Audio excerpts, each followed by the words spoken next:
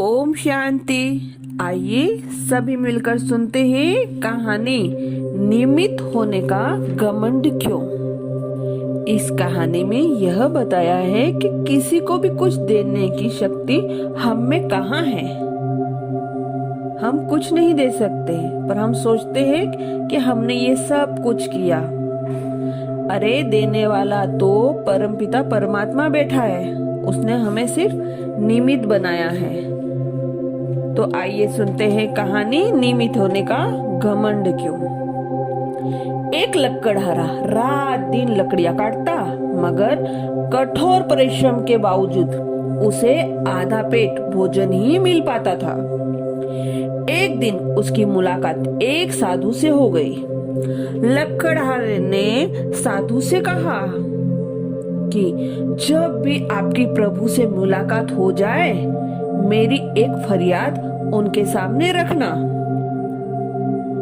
और मेरे कष्ट का कारण पूछना।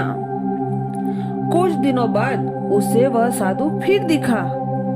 लकड़हारे ने उसे अपनी फरियाद की याद दिलाई तो साधु ने कहा कि प्रभु ने बताया है कि लकड़हारे की आयु 60 वर्ष है और उसके भाग्य में पूरे जीवन के लिए सिर्फ 5 बोरी अनाज है।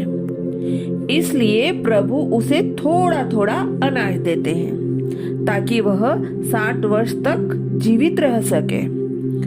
समय बीता, साधु उस लकड़हारे से फिर मिला तो लकड़हारे ने कहा, ऋषिवर, अब जब भी आपकी प्रभु से बात हो तो मेरी यह फरियाद उन तक पहुंचा देना कि वह मेरे जीवन का सारा अनाज एक साथ देवे, ताकि कम से कम दिनों तक मैं भरपेट भोजन कर सकूं।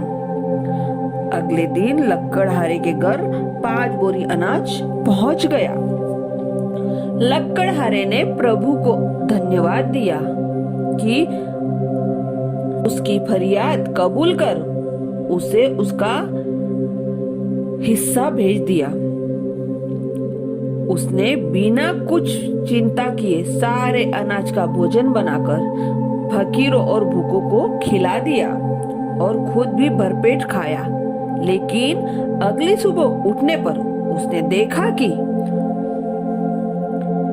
उतना ही फिर अनाज उसके घर पर पहुंच गया।